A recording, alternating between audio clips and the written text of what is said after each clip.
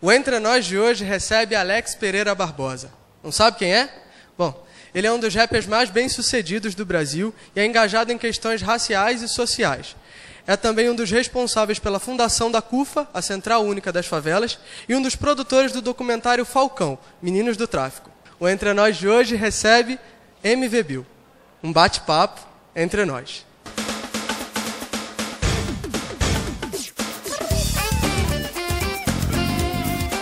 MV Bill, muito obrigado pela presença. Eu que agradeço. A gente falou ainda há pouco que seu nome é Alex Pereira Barbosa. Da onde surgiu o MV Bill? Bom, o Bill eu ganhei ainda nos anos 80, foi mais precisamente na Copa de 82, foi a Copa na Espanha, Copa do Mundo que foi realizada na Espanha, no país da Espanha. E aí tinha um álbum de figurinhas que tinha algumas figuras de alguns monstros que representavam algumas seleções. E aí tinha um peixe que representava uma seleção e tinha um rato muito feio que representava a Nova Zelândia. E o nome desse rato era Rato Bill. E aí os meus amigos, né, de infância ficavam me botando uma pilha, me chamando de cara de rato, Rato Bill. Aí durante um tempo eu briguei muito por causa do apelido, né? E quando você briga, aí que acaba pegando. E aí depois que eu entrei dentro do rap, comecei a fazer música, muitos modificam, né, o codinome, né, o apelido, e eu deixei o Bill, que era como as pessoas me conheciam, assim, já dentro do bairro. Entendi. E o MV, ele significa o quê? O MV foi uma sigla que eu criei por conta também de uma outra coisa, outra nomenclatura que eu acabei ganhando também nesse mesmo período.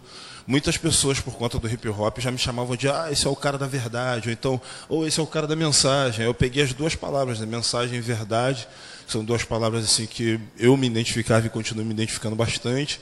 Aí juntei as duas para fazer o MV do meu nome, né? Só que eu tinha só 14 anos na época, porque mensageiro da verdade é uma coisa muito pretensiosa, muito grandiosa. E hoje, com 38 anos, o MV está mais para mim a verdade do que para mensageiro. Bom, o seu primeiro disco foi o Traficando Informações, que teve um dos primeiros singles, né? Que era o Soldado do Morro, que teve um videoclipe que inclusive foi não pôde ser exibido em algumas emissoras de TV. Como é que foi a repercussão desse videoclipe? O que aconteceu? Olha, ele tem uma repercussão assim dupla, né? Uma pelo lado negativo, que foi das autoridades compreender de forma negativa, né? Encarar que um videoclipe como aquele seria uma apologia do tráfico de drogas, e tem o outro lado, né? O lado que para nós foi positivo foi que as pessoas na rua que não tinham esse viés da desconfiança tão forte e começaram a ver naquele videoclipe ali sim um grito de alerta, talvez uma possibilidade de enxergar um problema que crescia naquele período a passos largos e a sociedade talvez não tivesse tão atenta a essas questões. Uma apresentação, na verdade, sua que gerou um pouco de polêmica foi em 1999, no Free Jazz Brasil, que você entrou no palco com uma arma que acho que você chegou a declarar que ela era de brinquedo. Era num período em que se falava muito de desarmamento no Rio de Janeiro, mas as populações moradoras de favela nunca eram consultadas sobre o desarmamento. É como se os moradores de favela já tivessem seu posicionamento. Nós somos a favor do armamento. E não era.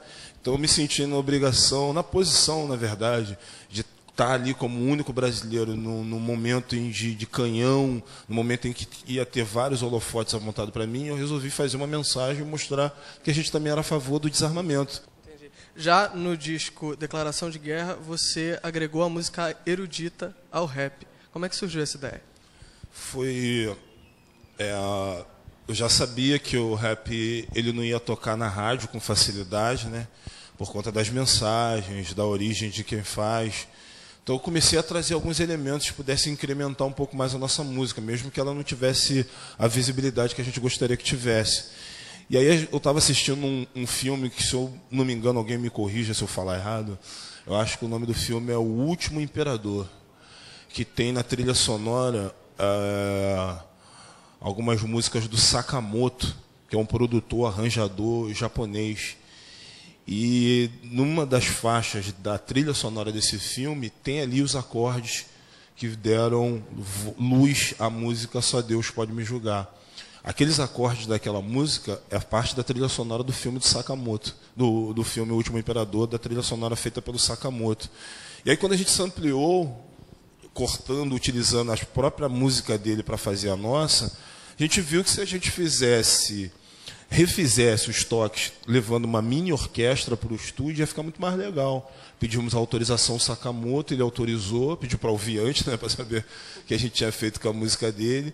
Depois que a gente gravou, mandamos para ele, ele autorizou, e a partir daquilo eu falei, pô, deve ser legal a gente começar a fazer um pouco dessa mistura. E aí nos shows hoje a gente tem, além do DJ, que é como se fosse a orquestra, né, de uma banda de rap, tem minha irmã, Camila, que divide os vocais comigo, tem um saxofonista, e passei a levar comigo um violinista, que já toca comigo há 10 anos, e é um maluco de Niterói, que é o primeiro violinista de hip-hop do Brasil, especializado. Agora, os seus discos hoje, quem vende é você. Sim. Né? Eu vendo e produzo. Isso. Por que você teve essa iniciativa? Bom, na verdade, as gravadoras faliram, né? Então, não foi nenhuma iniciativa, né? Foi uma necessidade. Eu relutei durante um tempo em ser independente, porque a gente vive numa cidade que não tem características de hip-hop, né? Então, eu tive que ter um suporte mínimo de uma gravadora. Naquela época não tinha internet, para poder botar a cara, fazer bons clipes, poder gravar em um estúdio bacana.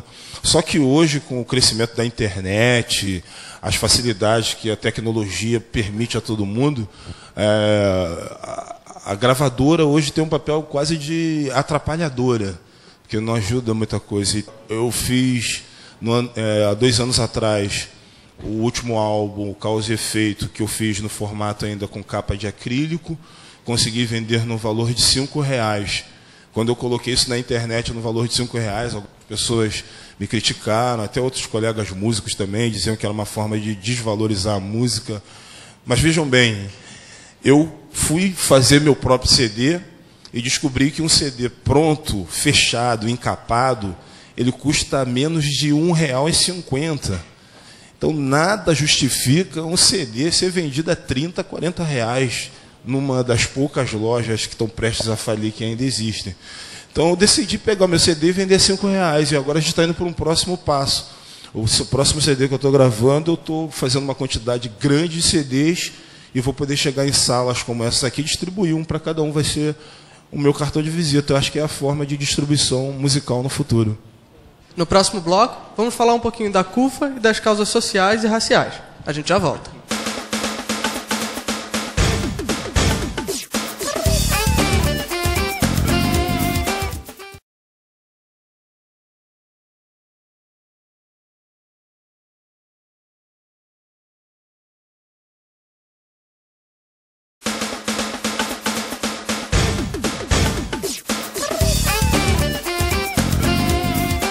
O Entre Nós está de volta e hoje nós estamos conversando com o MV Bill, que em 1999 fundou, junto com alguns outros parceiros, a CUFA, que é a Central Única das Favelas, que até hoje é um importante agente de transformação dentro das comunidades aqui do Rio de Janeiro e agora também dos outros estados do Brasil. Como é que surgiu essa iniciativa?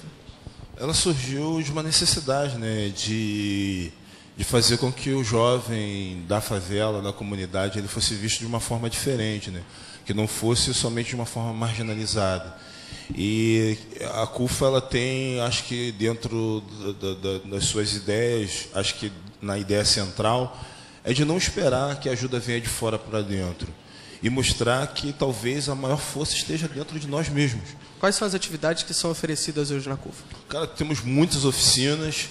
Assim, uma das oficinas que eu tenho mais apreço é a oficina de audiovisual, né, que ensina jovens de comunidades a mexer em câmeras como essas que estão nos filmando aqui dentro do auditório. E quando eu vejo pessoas aprendendo a manusear aparelhos como esse, mexer com televisão, com cinema, com produção de audiovisual, eu começo a pensar na possibilidade das pessoas contarem a sua própria história, né? E não serem coadjuvantes delas. Então, esse é um dos cursos que eu acho mais bacana dentro da CUFA.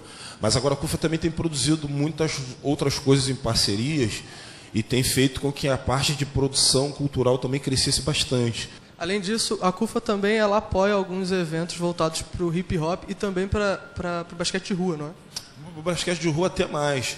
Para o hip hop, durante acho que 10 anos, a CUFA fez uma premiação que chamava-se o TUS, além do prêmio que era oferecido às bandas de rap, também tinha um festival grande que acontecia no Armazém, depois passou para o Circo Voador. Mas hoje, dentro da área esportiva, cultural, educacional e social, está muito mais forte do que na área musical do hip hop. O hip hop tem forças para caminhar de forma solo. O que você tem achado dessa representação do Estado nas favelas, no caso com as UPPs? Como tem ficado a situação? Tem ajudado? É uma boa solução? Bom, cara, se uma coisa importante que não dá para deixar de reconhecer é a mudança, né? Após a chegada da UPP. Tipo, reduz a quantidade de disparo de armas, a quantidade de homicídios, conflitos, diminui isso de forma drástica. Porém, não dá para se iludir e achar que ocupação é pacificação, são coisas completamente diferentes. Ocupar, você ocupa o local. Agora, pacificar é um processo que vai além da ocupação. E como que você vê a luta do movimento negro hoje, até mesmo as causas por cotas nas universidades? Cara, eu acho que as lutas raciais, eu acho que elas também se modernizaram. Acho que você briga por direito, sabe, para ser reconhecido, por respeito, quando você é minoria. Quando você tem um representativo igual ou um pouco mais que a metade, a sua briga não pode ser por espaço, por respeito, mas por poder, por empoderamento. E o empoderamento, eu acho que a gente só vai poder ter através da educação. Agora, eu acho que as cotas, elas são essenciais para quem, de repente, está na minha idade, para quem é um pouco mais jovem do que eu, está ali com 32, está com 33, porque já tem filhos, de repente já está pagando aluguel. Então, não dá para ele se dedicar somente ao estudo. Então, ele tem que fazer alguma coisa que dê um suporte para ele. Talvez as cotas sejam essencial para esse cara. Só que eu não quero que as cotas sejam essenciais para os meus 3 sobrinhos, que eu tenho 3. Uma de 15, uma de 14 e uma de 11. Eles não precisam das cotas. Só que para eles não precisarem das cotas, a gente precisa de um ensino, uma educação pública forte hoje, que é o que a gente não tem. E à medida que a gente não tem uma educação forte, você também não prepara a juventude também para concorrer em pé de igualdade com com quem estuda em colégio particular a vida inteira e depois presta vestibular para estudar numa universidade federal, numa universidade estadual. Eu não acho um crime ter cotas raciais no Brasil. Só espero que elas não sejam perpétuas. Vamos aproveitar o assunto para poder partir para a plateia. Vamos lá? Eu faço parte da turma de comunicação. Eu costumo ver o seu programa, vejo que você fala muito a respeito da periferia e tem um foco na periferia.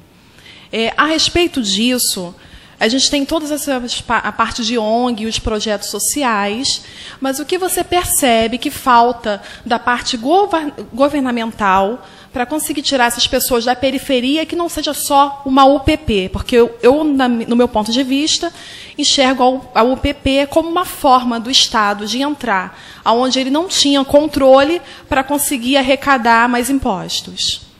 Bom, eu acho que pode ser um dos caminhos.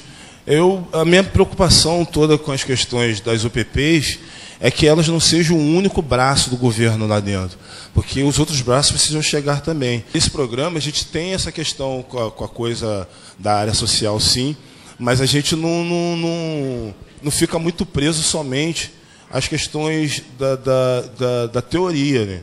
A maioria das coisas a gente tenta levar para o lado prático. Só que a gente tem a convicção de que a gente não vai nunca substituir a força governamental, e nem queremos fazer isso, né? Porque tem muita coisa que é o Brasil que tem que se resolver, para quebrar aquela coisa de que o nosso país é pobre. Mentira, nosso país é rico, tem bastante dinheiro, só que a nossa riqueza está mal dividida. A riqueza fica na mão de uma minoria, e a gente tem uma grande maioria presa dentro da pobreza. Então, se a gente tivesse um pouco mais de força política e de vontade política também, a gente conseguiria equilibrar o Brasil melhor socialmente. Enquanto essa vontade não acontece, ela está de forma desdenhosa, os movimentos sociais acabam sendo importantíssimos. Porque são eles que fazem pressão, são eles que dão alento, são eles que acabam ocupando aquela lacuna aberta, mas acho que os movimentos sociais não devem nunca substituírem os governos. A minha grande vontade é que um dia a CUFA deixe de existir, ou vai cuidar de outra coisa, faça um projeto sobre minhoca, vai cuidar dos animais, cuidar da natureza, porque a gente vai ter um governo que cuida da nossa população, dos seres humanos. De nada vai adiantar cuidar do meio ambiente se não tiver pessoas para viver dentro dele. Muito obrigada. Bom, não saia daí que no próximo bloco nós vamos conversar sobre política e Falcão, Meninos do Tráfico. O Entre Nós já volta.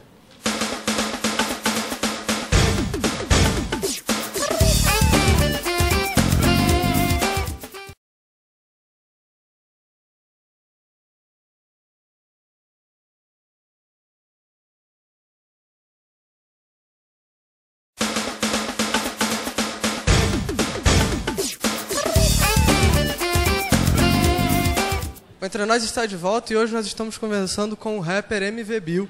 MV Bill, em 2009, o Caetano Veloso ele fez um show lá na Cidade de Deus e disse que você deveria se candidatar a senador. Você nunca pensou nisso? Bom, eu nunca tinha pensado, nunca tive pretensões políticas, mas depois que o Caetano falou essa parada, isso ficou meio no nosso imaginário. Não que eu quisesse me candidatar, mas o que aconteceria se a gente tivesse um candidato com as minhas características? E aí fizemos uma pesquisa, né, que eu não lembro agora o nome do instituto, um instituto credenciado para fazer a pesquisa. E aí deu que cerca de 2 milhões de jovens, de pessoas, votariam em mim no Rio de Janeiro, caso eu fosse eleito. Eu achei isso muito bacana, porque eu não sabia que estava com esse tipo de identificação com tantas pessoas. Mas política partidária não está nos meus planos. Pelo menos agora eu não estou pensando nessa parada, não. Você participou da Malhação, que é da Rede Globo. Como é que foi? O que te levou a aceitar esse convite? Naquele período lá atrás, nas minhas primeiras músicas, as minhas mensagens contra a televisão eram muito raivosas, porque eu não via diversidade. E Malhação é um dos programas que eu mais direcionei xingamentos, porque era um programa jovem, um programa que fala para adolescente, um programa que você precisa ser aceito, tá ligado? Que muitos adolescentes sofrem, que hoje chama de bullying, né? Mas sofrem com rejeição por conta, às vezes, da cor da pele, da origem do lugar que mora, do tipo de roupa. E eu sofri esse tipo de bullying assistindo Malhação, que eu não me identificava com nada que passava, nem com o diálogo, nem com as pessoas, nem com as histórias. Então, eu dedicava muitas críticas a esse programa. Só que aí eu recebi um e-mail em casa, chamando para uma reunião na Rede Globo, para saber se eu gostaria de fazer parte do elenco de Malhação, que ia ter um elenco, uma história que falava um pouco mais de realidade.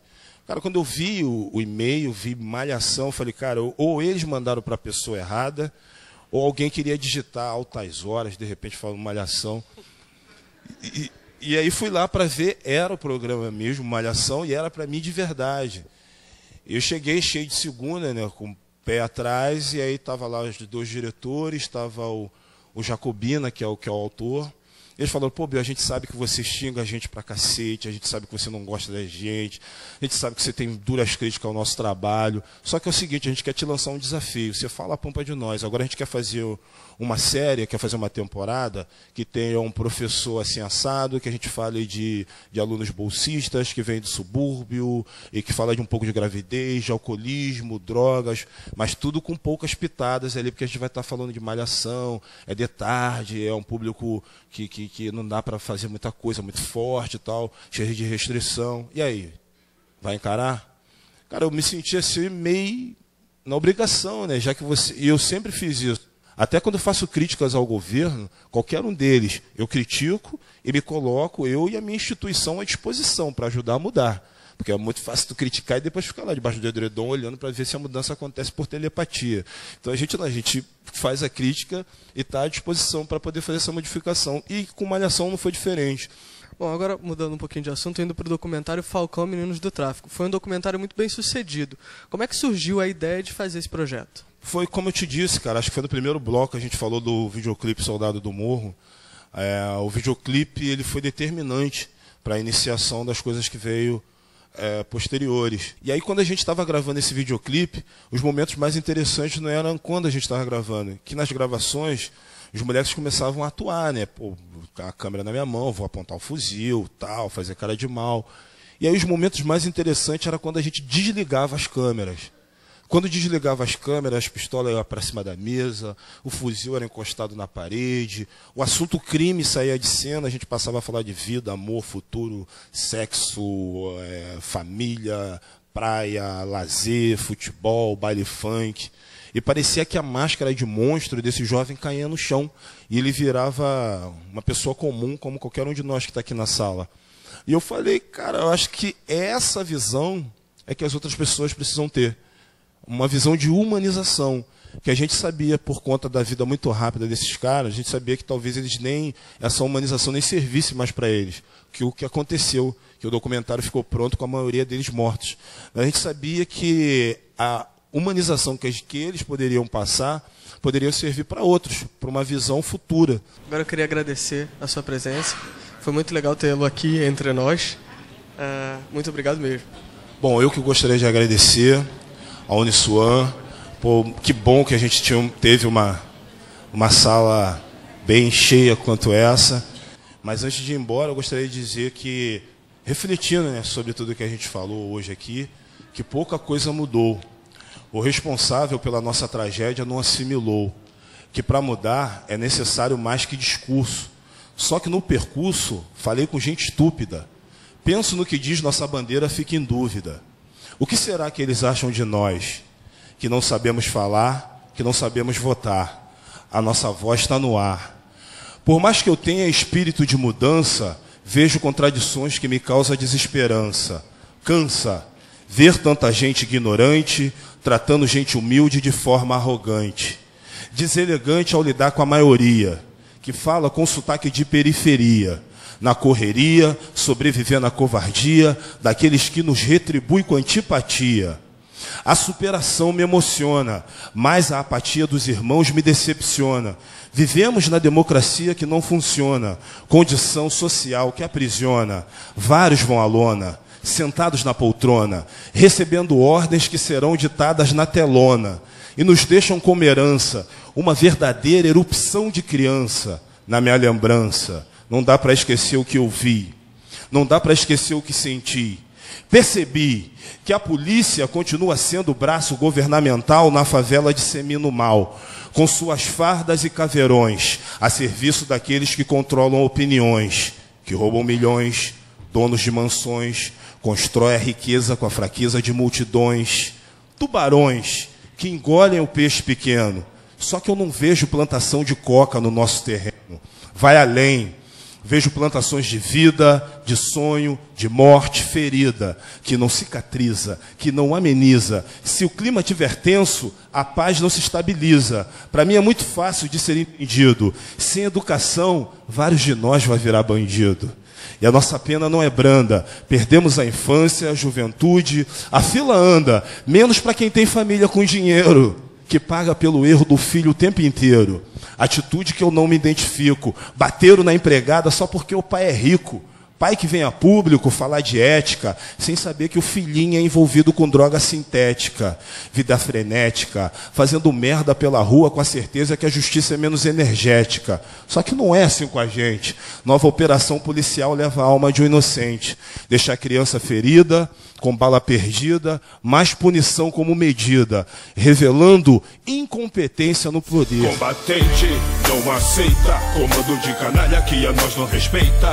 Excluído, iludido, quem nasce na favela é visto como bandido. Rouba muito, magnata, não vai para a cadeia e usa terno e gravata. Causa e efeito, só dever, sem direito.